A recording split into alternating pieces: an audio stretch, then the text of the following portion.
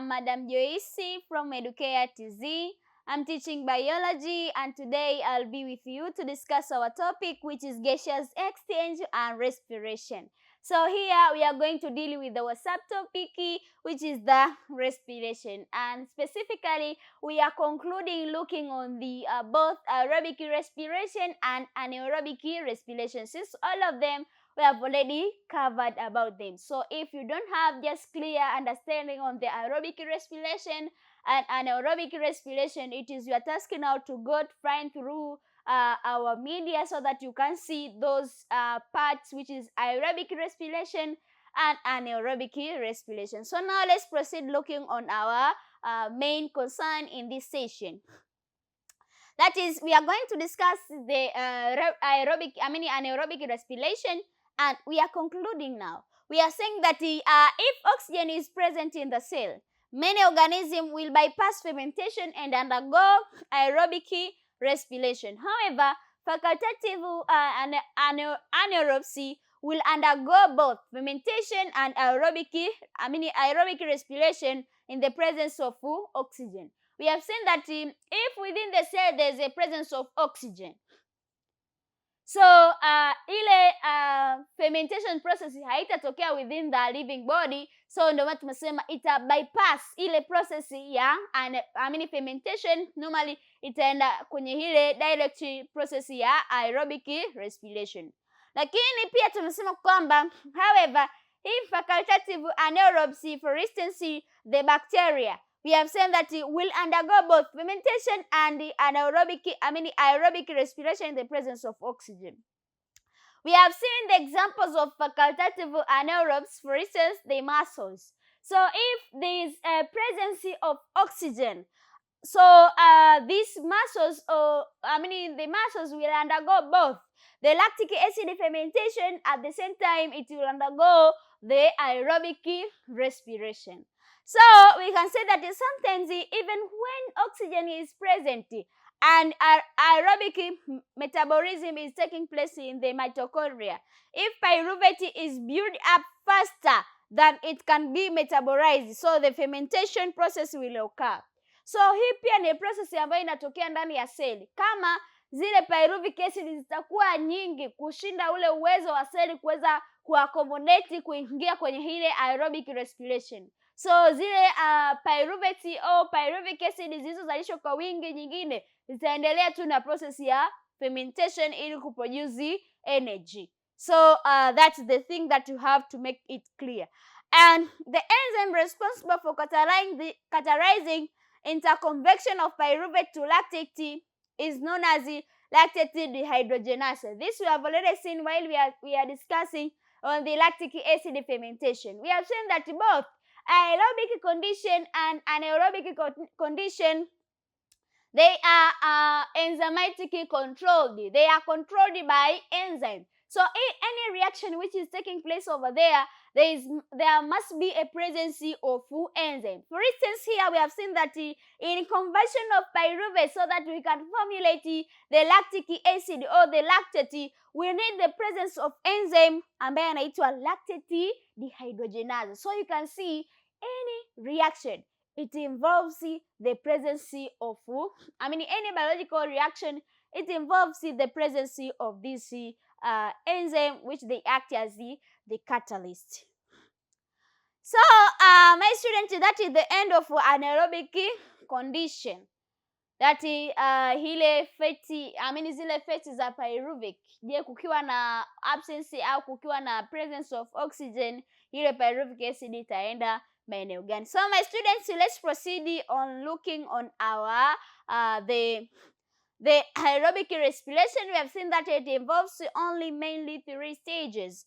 The first stage, it is glycolysis, and the second stage, it is Krebs cycle. While the last one, it is the oxidative phosphorylation, that ambayo hatujaisoma kabisa. So looking on the glycolysis and Krebs cycle, we have already completely take a look about those parts. So in this part, we are going to start discussing on the oxidative phosphorylation.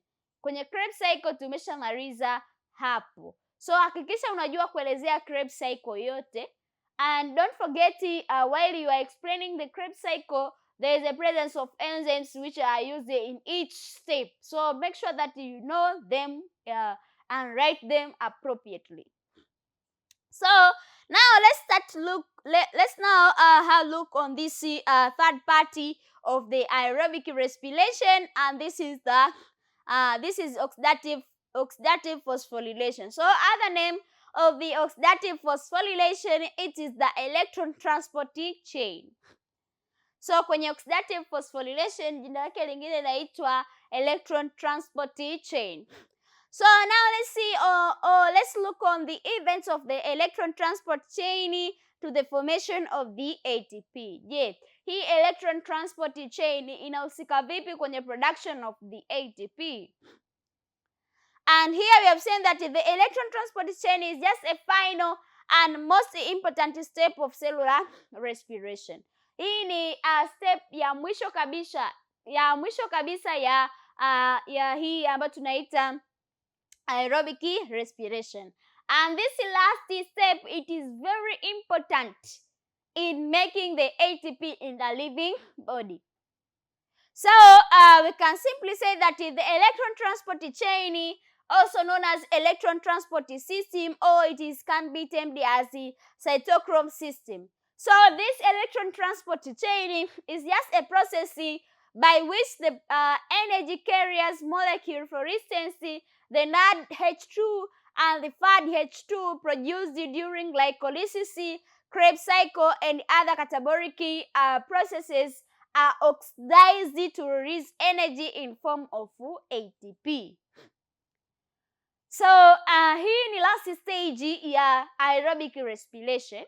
But this last stage, we have seen that it is very essential, very important. Why is it very important? It's just because in this process, we are using the electron carrier protein, that is carrier molecules. And when we are talking about the carrier molecules, these including the NADH2 and the FADH2. This NADH2 and the FADH2, they have been produced on the first stage and the second stage of aerobic respiration, that is the glycolysis and the Krebs cycle, and other catabolic processes. So whereby these molecules, they are oxidized to release energy. So hizo molecule za NADH2 na FADH2 tuliona kule kwenye I think kwenye Krebs cycle. Yes, kwenye Krebs cycle hizi NADH2 ziliproduciwa about 6 molecules of NADH2, but this FADH2 ziliproduciwa about 2. So all of these we need to oxidize them so that we can release energy.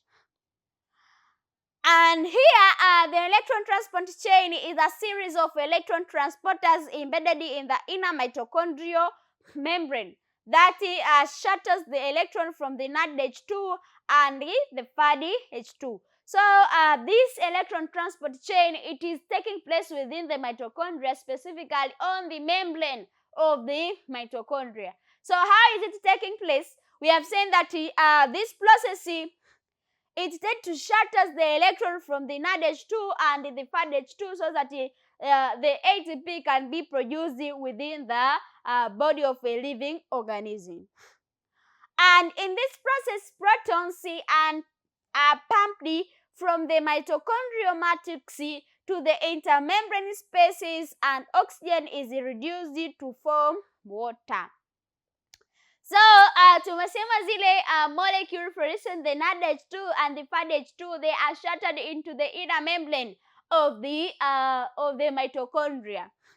So after that, we have seen that in the process which whereby the protons are pumped from the mitochondrial matrix to the intermembrane spaces, and oxygen is reduced to form the water. So ile oxygen ambayo inapatikana at that time itatumika kutengeneza water and not the formulation of the ATP. So that is.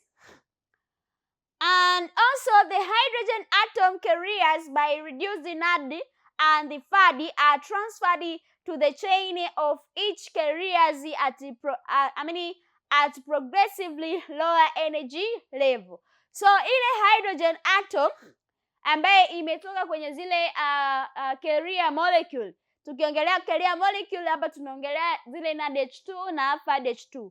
So ile hydrogen proton zinatoka kwenye zile carrier molecule. For instance, kwenye hizi reduced NAD and the FAD. So those hydrogen will be transferred to a chain of other carriers progressively lower energy level. So it will be transferred kwenye each energy level, and the energy now will be lowered as this hydrogen it tend to pass from one step to another step. Tutaenda kuangalia kwenye diagram, so you're going to understand what is this, what does that mean. And as the hydrogen passes from one carrier to the next, the energy released is used to combine with ADP and inorganic phosphate, that is Pi, to form the ATP. A series of carriers is termed as a respiratory chain. So hii process tumesema kwamba zile hydrogen molecule inatoka kwenye one carrier inaenda kwenye another carrier. So as this hydrogen it tend to be transferred from one carrier to another carrier, it tend to use this it tend to combine with the ADP and inorganic phosphate. As the ADP and inorganic phosphate they are used, they are going to form the ATP, since that is ADP. So if there is addition of the phosphate group, it can form a phosphate group, and that is how it is happened. But now a series of carriers, now it is termed as the respiratory chain. My students, see, underline this word respiratory chain. So you can be asked, what is a respiratory chain? It's just a series of the hydrogen. Now they can pass from one carrier to another, so that the production of ATP can be achieved.